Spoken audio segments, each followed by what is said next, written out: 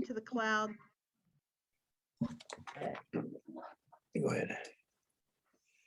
Good afternoon, and on behalf of the Greater Concord Interfaith Council, I welcome you to the 63rd Annual Lenten Luncheon. My name's Eleanor Kimball, and I serve on the Lenten Luncheon Committee along with Margaret Morrow, who is our chair, and Chris Paul, who is also handling the publicity and technical support of this endeavor, assisted by Dory Bongiovanni and Amelia Halstead.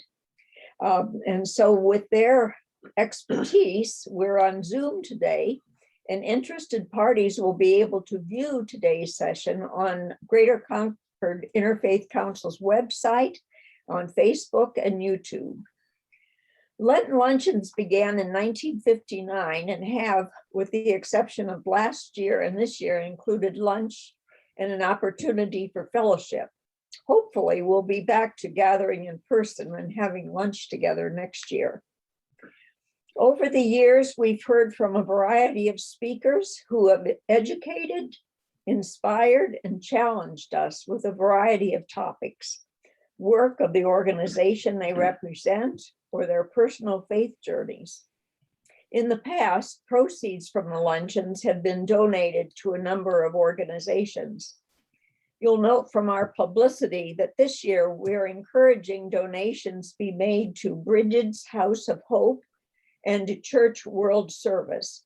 This can be done by going to their websites, or you may send donations to Greater Concord Interfaith Council with a note to whom you want the donation to be sent, and we'll forward it.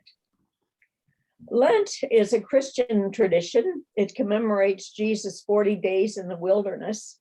And in the early church, it was time to prepare for baptism and membership in the church. It's observed in many different ways today, but most significantly, it's a journey from darkness to the light of Easter and the resurrection. We hope that the presentations from our speakers will provide light and hope as we move through Lent. Let us remember Jesus' words to his disciples from John 13:34. I give you a new commandment, that you love one another. Just as I have loved you, also should you love one another. This ends our reading from the Gospel of John. Amen.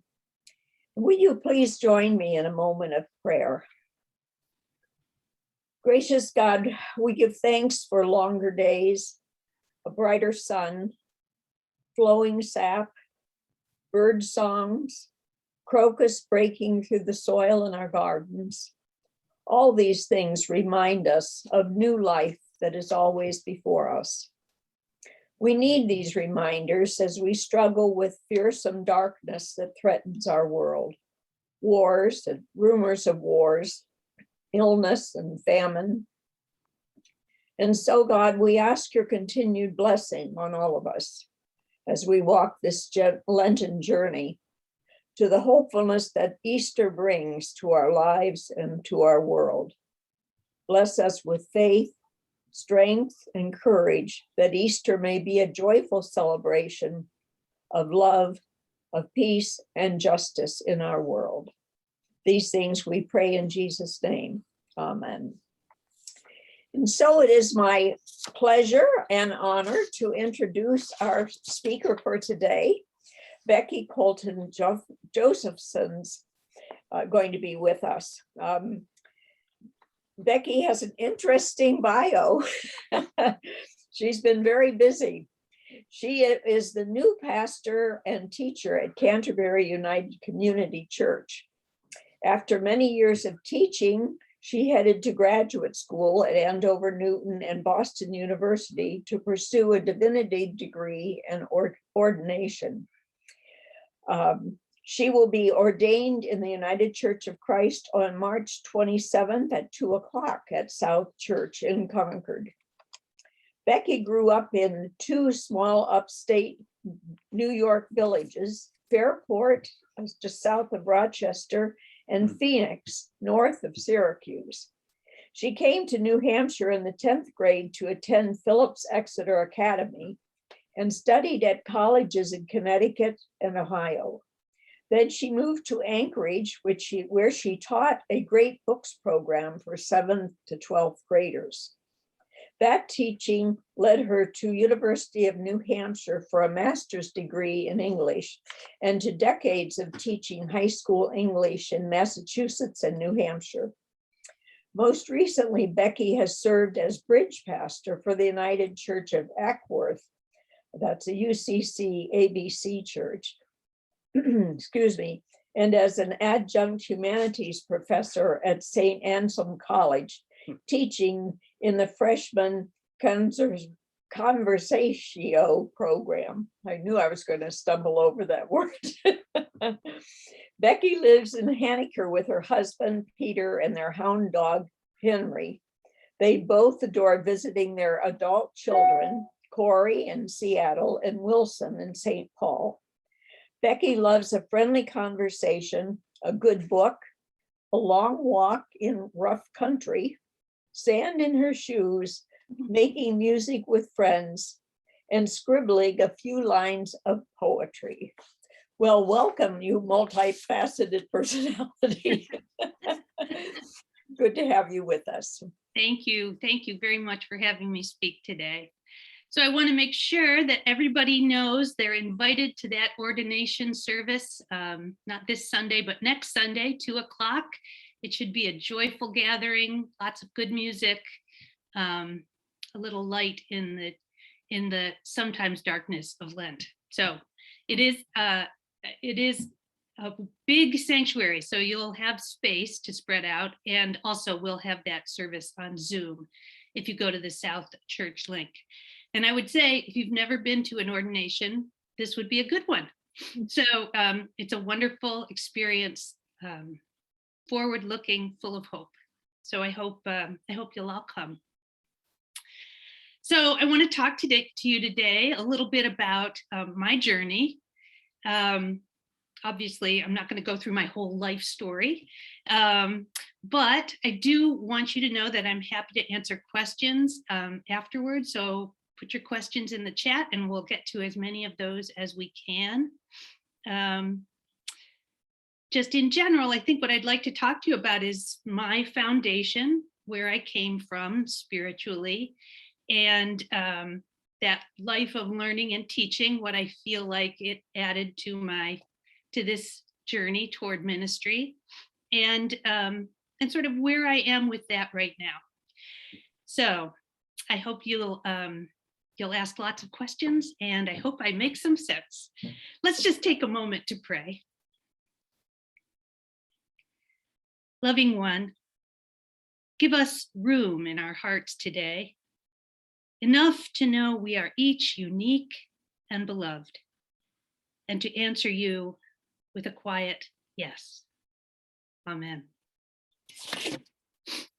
So just to start you off, I know that there are people who have this feeling of ministry being what they must do. It's what they can't live without. And I just want to share with you, this is not what it's supposed to look like. Here we go. Something a little bit closer to what my experience has been. And can you see my screen? We can see you, but oh, I don't want you to see me. There we go. Let's try that again. There we go. How about now?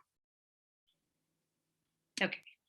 So this is a picture by Rembrandt, and it's a picture of Jonah post-whale vomiting, and he's resting against the walls of Nineveh. The word of the Lord came to Jonah, son of Amittai. Go to the great city of Nineveh and preach against it, because its wickedness has come up before me. But Jonah ran away from the Lord and headed for Tarshish. He went down to Joppa, where he found a ship bound for that port. After paying the fare, he went aboard and sailed to Tarshish to flee from the Lord. And the thing I love about Jonah is At almost every turn, he goes the other way. So God calls him, and Jonah says, that I'm not doing that. I'm going away from Nineveh. He gets to Nineveh, and instead of raging into the city, he lies down and rests against the city walls. And finally, when he gets into the city, he doesn't do a great job of preaching. So I guess I see a lot of myself in Jonah. Not that I have been swallowed by a whale in any way, shape, or form, but that sense that I kept getting this sense that I should be heading toward ministry, and I kept taking a different turn over and over and over again. Okay, let's see. Let me get it back to you all.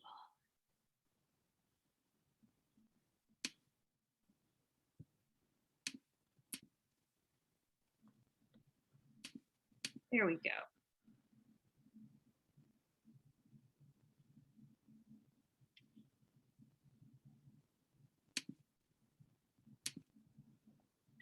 Sorry, I'm just having trouble seeing you all on my screen, of course. Okay.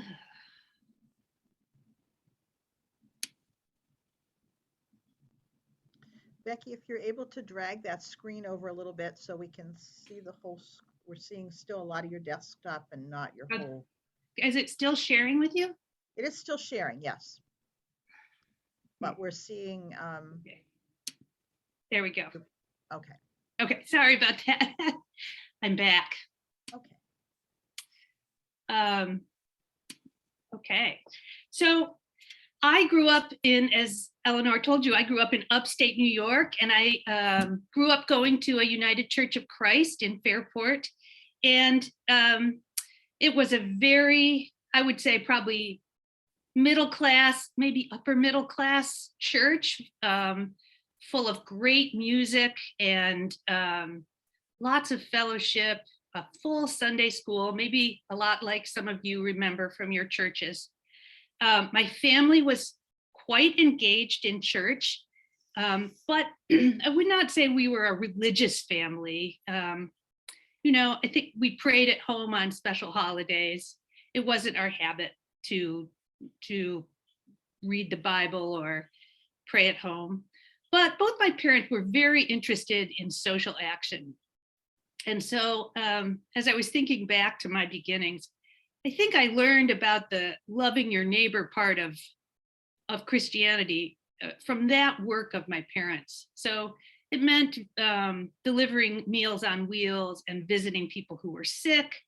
It meant playing a role in town projects that for the betterment of the town, freely shared resources for people in town. So I had this sense of social commitment, and I had this sense of beauty and joy in my church. And when I heard the stories of Jesus teaching that we should serve one another, that's what that service looked like. It really didn't mean go to church more or be more involved in church. So even as a young kid, though, I liked being in church, and I did find myself sometimes pretending I was a minister and a teacher. We had a chalkboard in the cupboard, and I would use that to play school.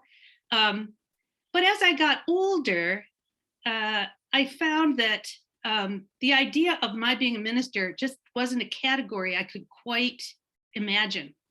And I think that was partly because I was a girl, a woman. I didn't have any female role models in my view at that point.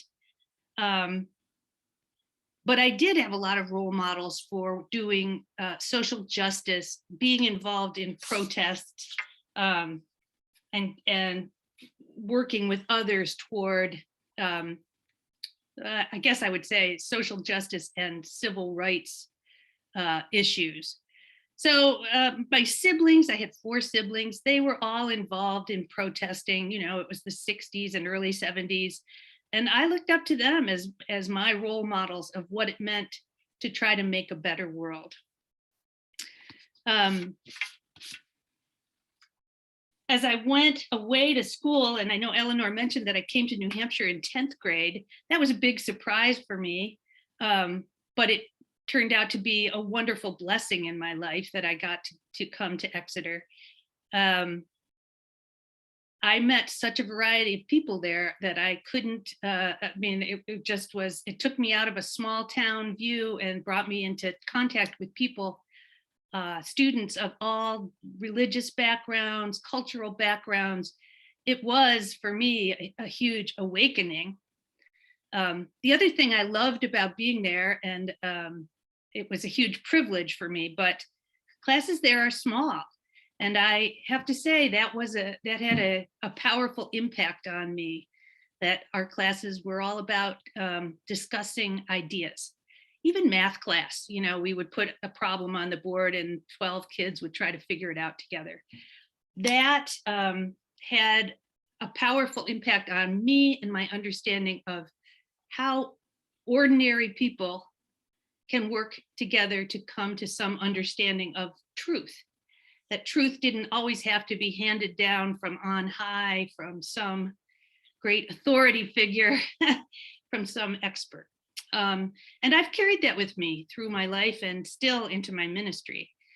And I think, the more I start to understand myself as a minister, I think that's one of the things that made me hesitate, because I just couldn't see myself as a minister who would say to people, oh, let me give you the answers. And to be honest, I'm not sure how many ministers like that I came into contact with, but I had this concern that if I had that role, that would mean somehow I was supposed to be the answer lady. So that is an important part of who I am. And I'm very thankful that I had that experience. The other thing that happened to me at Exeter, or happened with me at Exeter, was going to chapel in an interfaith context. So that was the first time where I would be sitting next to someone who is not a Christian in a service where we were talking about what was good, what was real, what lasts. And I will say that when I was at Exeter, it was mostly an ecumenical Christian service, but there were times where we would be hearing from other traditions, and it really opened me. It also made me think maybe, ministry is not so great if it cuts you off from all these other resources. I also met my husband, Peter Josephson, who is Jewish at Exeter. So all of these things that were coming together for me, helping me to understand my spirituality, complicated the pull I was still feeling towards some kind of leadership in a church or in the spiritual world. So if I couldn't see myself as a woman being the minister of a church, it became even more complicated, because I really couldn't see my boyfriend, now husband, as the church's, as the minister's wife, right? I just, 1978, I really didn't have a role model. And it would have been helpful for me to have that. Now, everywhere you look, there are interfaith couples and all sorts of couples in ministry, and it's a great, healthy thing for all of us. But that was another thing that sort of delayed me on my listening to what my heart was telling me about ministry.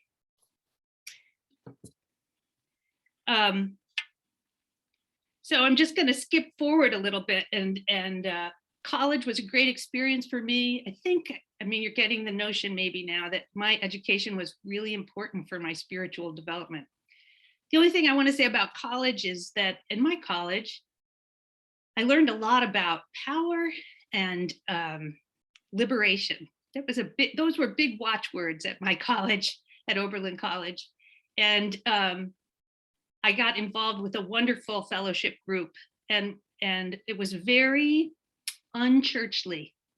So we spent time in the campus minister's living room, eating cheesy rice and beans, reading some Bible, but it was very much focused on activism and our ethical, moral concerns of the time. The one thing we did together that was off campus was we were part of a peace and justice baseball fan club, which was just the most fun thing in the world. So it combined this notion of something so incredibly secular with our fellowship of wanting to be doing good in the world. And I carry that with me. I hope we can start something like that in Canterbury. So I'm just going to move forward. As I got out of college, it was a time when the moral majority was coming to power, when images in the press and on television of the organized Christian church were mostly abhorrent to me, quite frankly.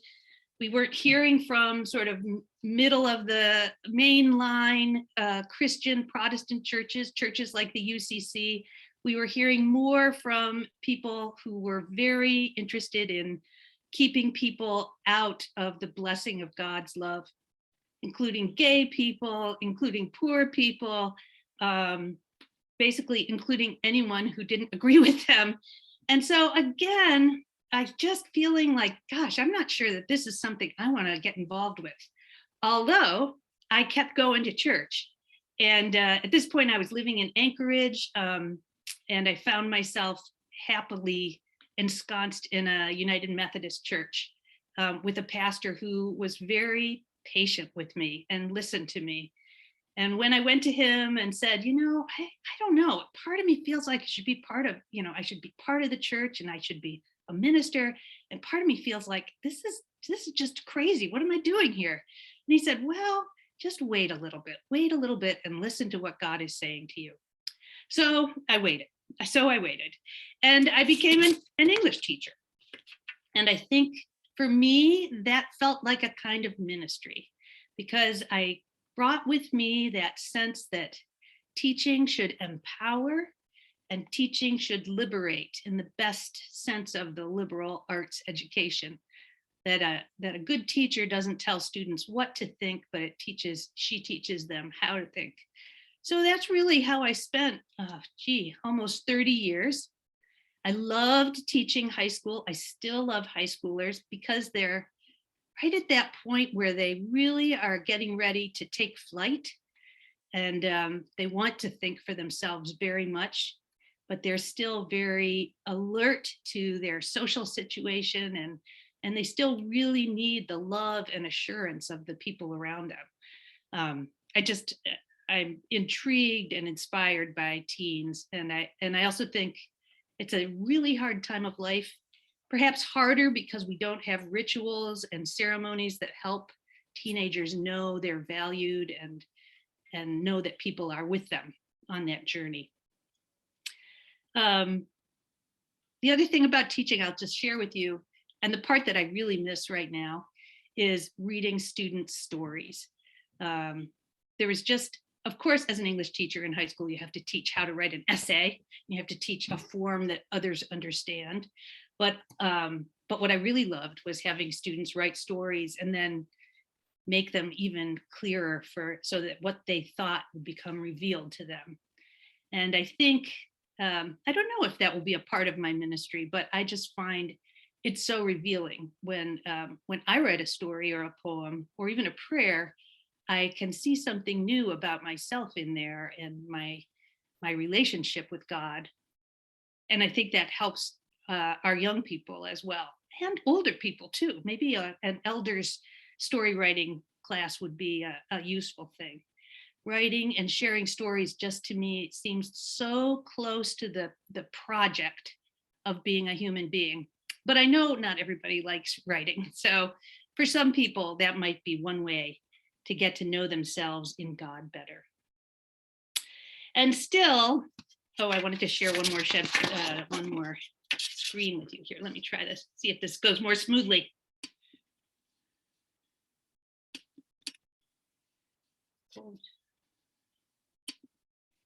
How's that? Can you see it? Oh, I got to go to the next screen. Sorry. Yes. Okay. Good. All right. Good. So, so this is a quote that I think I read first, maybe freshman year of college.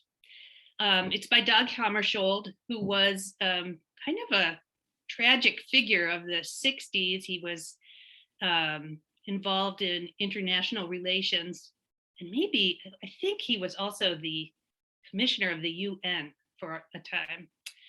But he writes eloquently about living a seeking life of faith. And I've always kept this quote clear nearby, and I still do today. I don't know who or what put the question. I don't even know when it was put.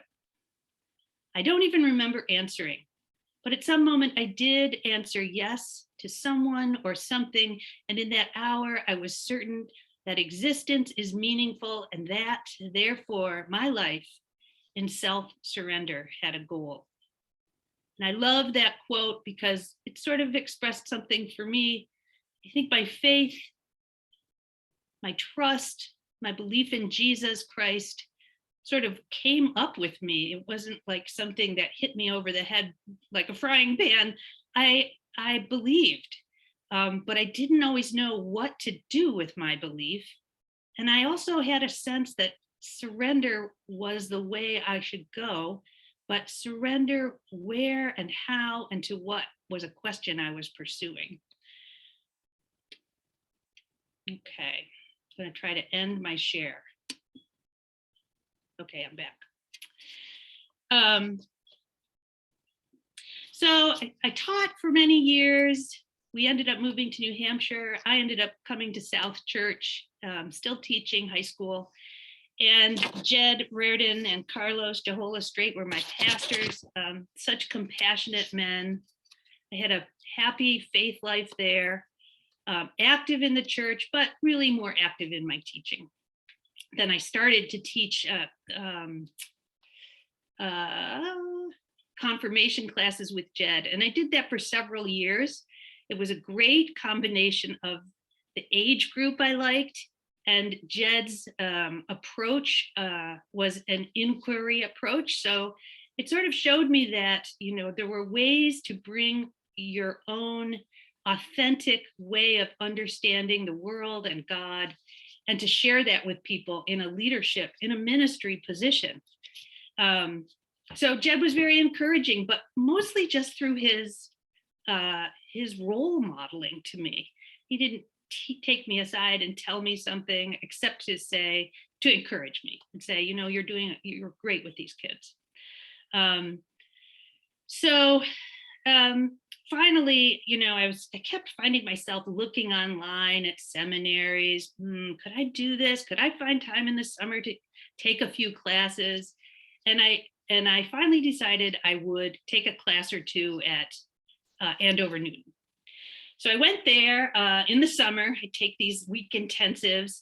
And then I liked doing that. I enjoyed the people I met there, and they weren't all 25 years old. So I felt like, okay, maybe there's something real for me. I'm in my 50s. Maybe this is the time. And I still wasn't sure I wanted to be a minister, but I kept going.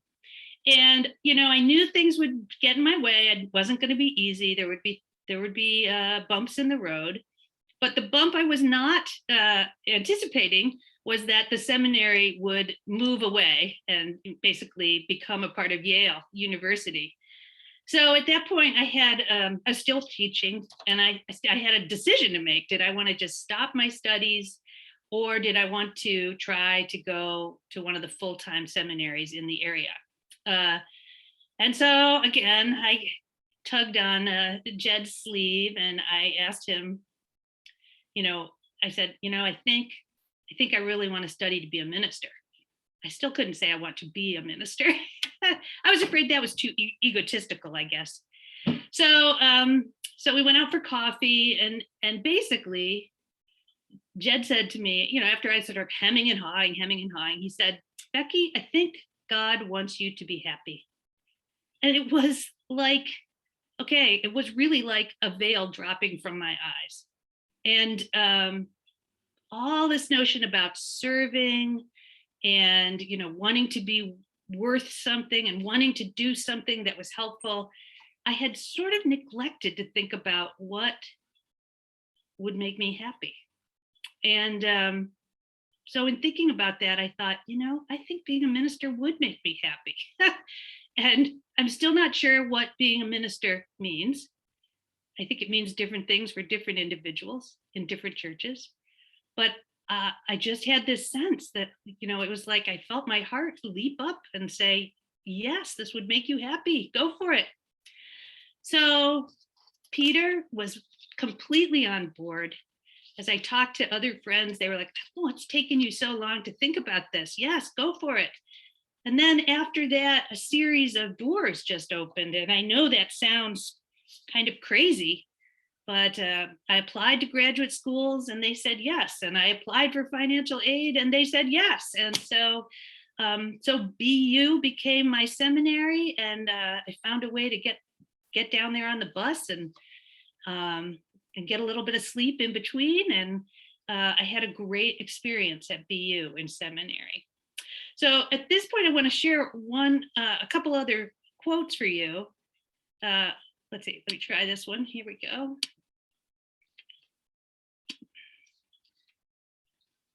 So this is a quote that many people are familiar with. It's from Frederick Buechner, but I, who had been thinking in the back of my head about ministry all my life, had not seen it until I started my member in discernment status. And I didn't even know what discernment was. South Church sort of sponsored me and listened to me and helped me to move forward in my thinking about whether I wanted to be a minister. And the Committee on Ministry in the UCC also oversaw my thinking and my progress and my growth there. But I love this quote, and it's another one I'm just going to keep in my pocket for the rest of my life.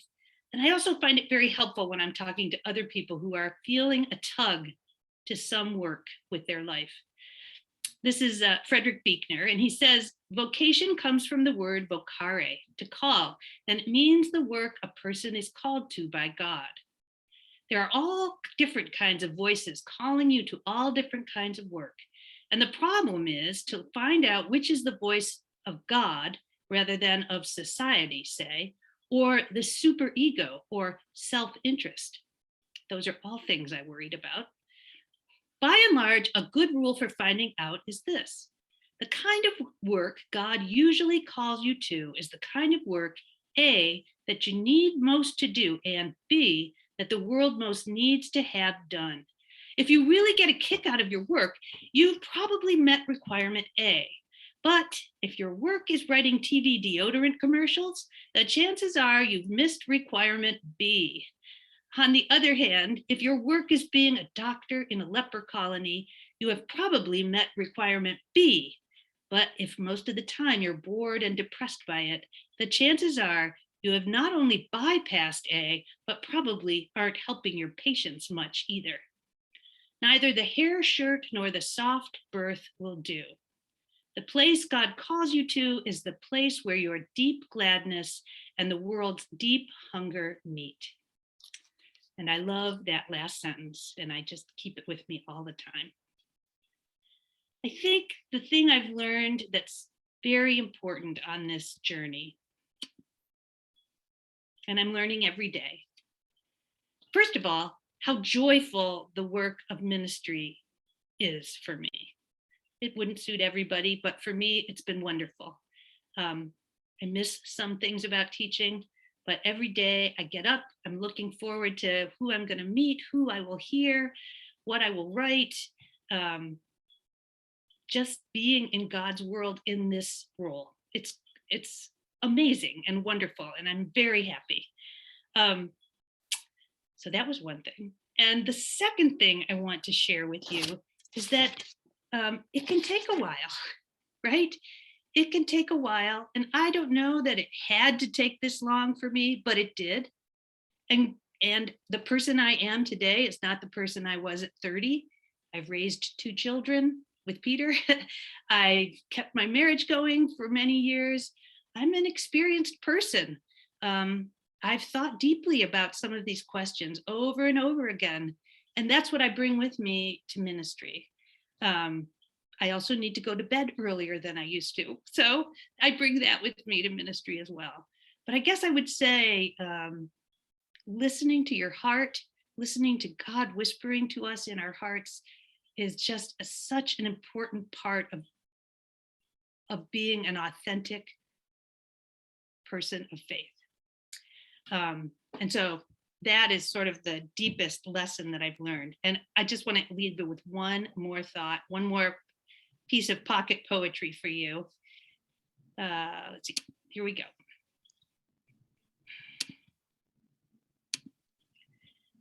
This is my sign off for my email, and I did pick it up at seminary. I did learn a lot at seminary, and if you'd like to ask me about that, I will talk to you about that, but I thought that would be the least interesting part of my journey for you all. So this is from Howard Thurman, who was one of Dr. Martin Luther King's teachers. He was in the dean of the chapel at BU for a time, kind of considered today a mystic and a social justice activist. And of course, he was a minister. His quote is, "Don't ask yourself what the world needs.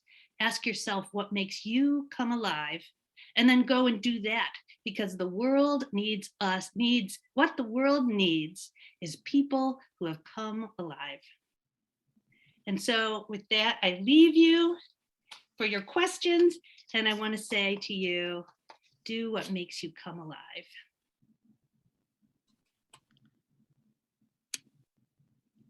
Thank you so much, Becky, for your really inspiring presentation. There aren't questions in the box, but I think right now, if people want to unmute, you have about, we can take about 5 minutes or so for just discussion and questions if people just want to speak up and let you answer or say anything now. This is the time for people to do that. Everybody's I wanted shy. to bore you to death. Are you all sleeping? No, I Sorry. think we're just No, Becky, we're not sleeping. mesmerized. in the- Better You way. know, one of the things about being a high school teacher is you're constantly worrying about boring your students. So every time I get into the pulpit, I'm like, oh my gosh, I'm probably boring them to tears. Not at all. Okay. Oh, we were so concentrated on what you were saying, we didn't have time or mind space to think of Okay. questions. Thank So you I for have your one brief, presentation. Please, Eleanor, go ahead. yeah, this is a kind of a silly question, but I got the impression that you and your husband were married right after high school? We right before our last year of college. So we went to high Oh, school, okay. met senior year of high school, went to different colleges, transferred to be together because we couldn't stand it. And then we got married in 1983 because it was too creepy to get married in 1984. So that was the year before we graduated. Yeah. Thank you. Yeah. I have something, Becky. Yeah. You had such a rich youth in your faith formation. And are there any ways that you can think of that today, when it's so challenging to keep our youth interested, that we can try to provide those same kinds of, or maybe not the same, of course, as we had when we were younger, but how can we help them come alive?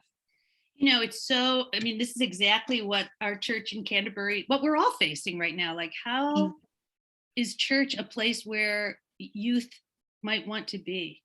And I think one thing that I'm working on is I think requiring them to come to church may not be the way. I think youth group is a better fit for a lot of teens. It's easier for them to do it. An evening meeting or late afternoon is so much easier than morning for teenagers, we know. And now there's so much pressure on kids to be in athletics after school is out, basically, for a lot of kids.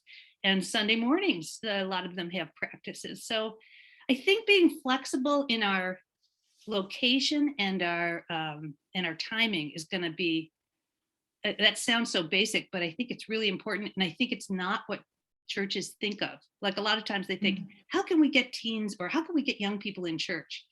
And I think the question now is, how can we get out to where the young people are? And that's where I was thinking about the baseball fan club. You know, if I could take a group of kids to watch a baseball game once a week or twice a week, then that's the beginning of a relationship. And, you know, maybe we don't talk about Jesus every week, but at least we know each other. And, you know, at this point, a lot of churches don't even know who the kids in their town are. So that's one thing I've thought about. I think, you know, for kids, the whole world is so rich in revelation that the idea that they go to church to get the truth, or, you know, they just don't buy it. And their parents don't either. I mean, their parents don't drag them to church. So, yeah. So we have to meet them where they are. Thanks. Thank you, Becky, so much for being with us today. I do want, we can certainly take a couple more minutes if we need, but I want to, before we close out. I think remind Margaret had everybody- something. Yeah, Margaret. Okay, Margaret, and then I want to make sure we remind people. Oh, what's sorry. coming up. Go ahead. No, I just wanted to say thank you, Becky. And I also, I just the whole emphasis on how that this is a gradual unfolding and a gradual process of discernment, and that everything isn't settled always in a short period of time, and the importance of just reading and communicating and sharing, and because we're individuals, but also part of a community. And and God works through that. And just thank you for your story, and also for reminding us of that. And I love the quotes that you use too. Yeah. Thank you. Thanks, Margaret.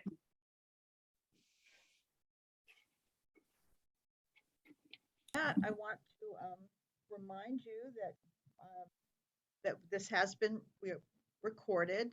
Amelia will be doing her magic to get it on the YouTube channel, and I will send the link out when I send out the reminder for next week's event, which will be Susan Ross from Christ the King will be talking about Stephen Ministry. Something that's coming up before that, and Rabbi Pam, if you're here and you want to speak about it, there is something going on Tuesday evening. Are you here, Pam? I'm right here, yes. Yeah, if you wanted to speak about that while we have people here, I did include that in my reminder about today. Thank you so much, and thank you, Becky. And I just want to say, as a fellow minister, I'm a rabbi, I would love to get together one-on-one and talk about youth, because that's an area where we're succeeding now, and love to Excellent. share some Let's ideas. do it. Okay, let's. So I want to wish a blessed Lenten season to everyone, and share with you that my experience as a Jewish person, my introduction to Lent was when I was studying with a Buddhist teacher who was also a minister in the United Church of Christ, where Becky's about to be ordained. And we used to gather at their home, the home of him and his wife, twice a day at 6:30 in the morning and 6:30 in the evening. And at that time, in the morning and the evening, the husband and wife took turns reading two different Buddhist sutras, the Sutra of the Great Liberation of Padmasambhava in the morning, and then in the evening, the Sutra of Huining, the third patriarch. So here I was being introduced to this practice where what we were having to give up was some of our sleep, because I had to be in my seat by 6:30. And then I worked all day, and I had to be back in my seat at 6:30 at night and then go home to my family. And so I'm sharing that because it's related to next Tuesday. And that is next Tuesday, we're going to have a coffee hour to talk about United Religions Initiative, which is an initiative that includes over 1,000 groups like the Greater Concord Interfaith Council in over 100 countries. And GCIC is a member of United Religions Initiative, and our coordinator for North America is going to be with Rick Eames and me as we talk about United Religions Initiative and share the idea of the organization with other interfaith leaders in New Hampshire. And we'll have a few guests from Maine. So I hope that you can join us. And thank you so much, Chris, for giving time for this. Rick will be back in this time slot on March 31st to talk again about in a shorter version for those who aren't able to do it on Tuesday. Yes, and Rick Eames will be sharing a bit of his faith journey at the Lenten Luncheon on the 31st. All right. Well, with that, if anyone, if there are no other announcements or things that we need to share, then I am going to end this recording, and I hope to see you all for next Thursday. Yes. Thank you, Becky. Thank you.